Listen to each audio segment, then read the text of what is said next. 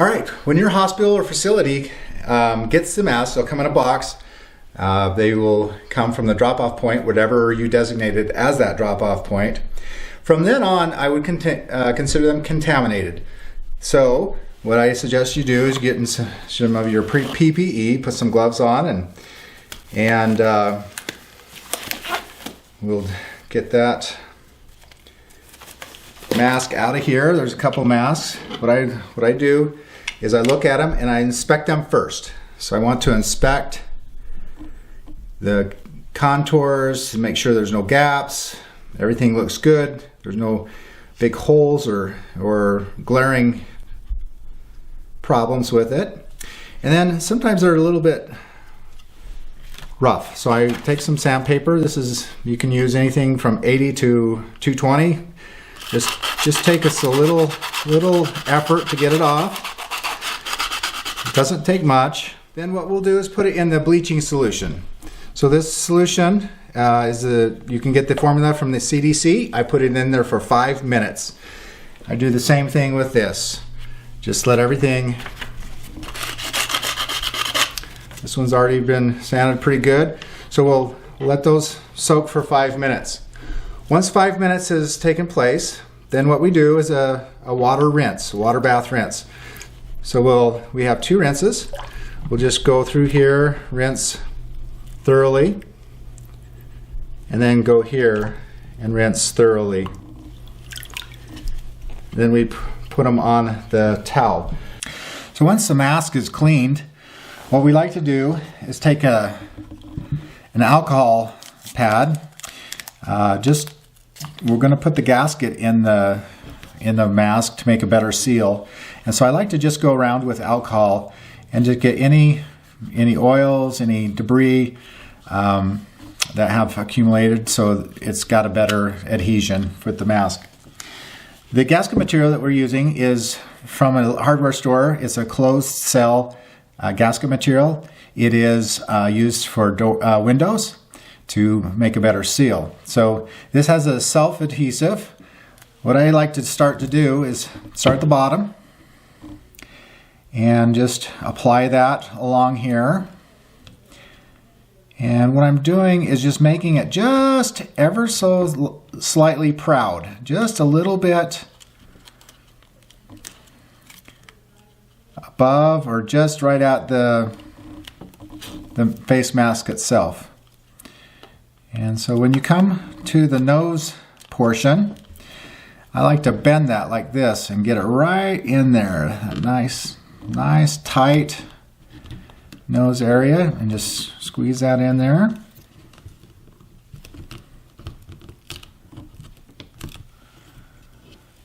Okay, just keep moving around here. I'm just getting an initial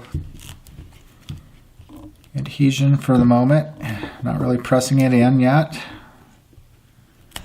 Okay, so once I get there, I take a pair of scissors and I just cut it.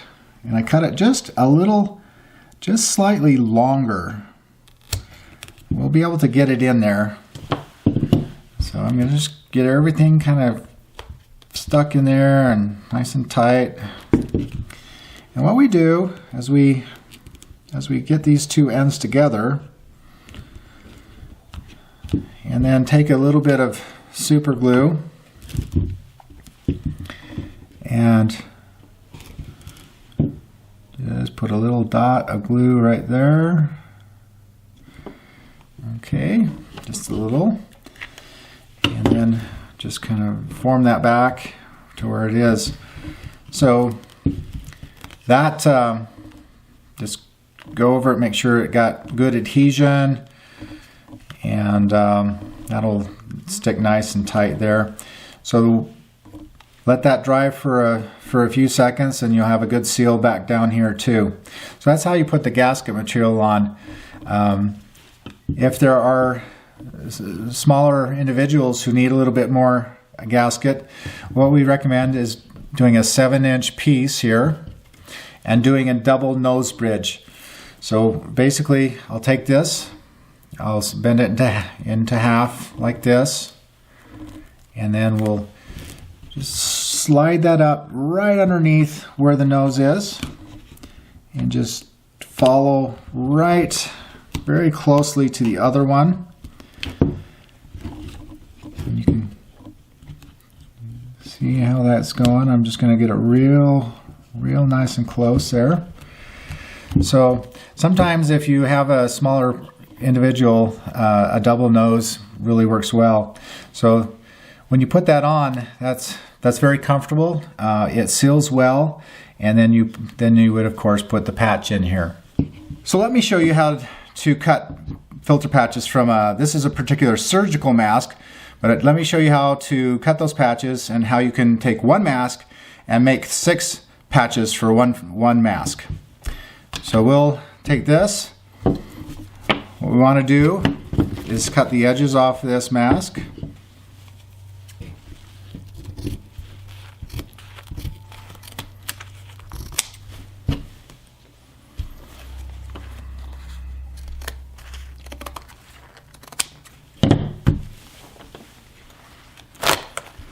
That pulls it out there like this. And we'll cut off a little bit of the excess on the bottom.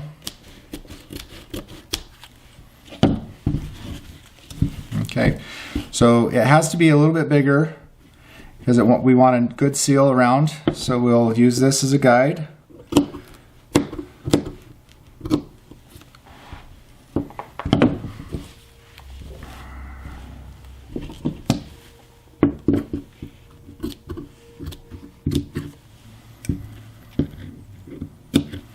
You can get a template, and then we'll flip this over. We usually put the side that is normally on the outside, just as it is oriented when you're wearing it. We'll put this right here.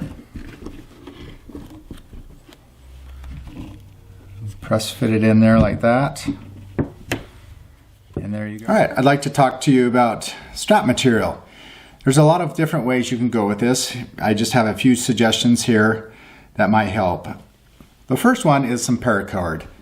You can put some paracord through the eyelets here and tie it on, and you can use the Chums holder, adjustable clip holders. Those are very inexpensive. They can be found on Amazon. A lot of people are using fabric elastic. It's very elastic, and you can thread it through, tie a knot, and adjust it pretty easily.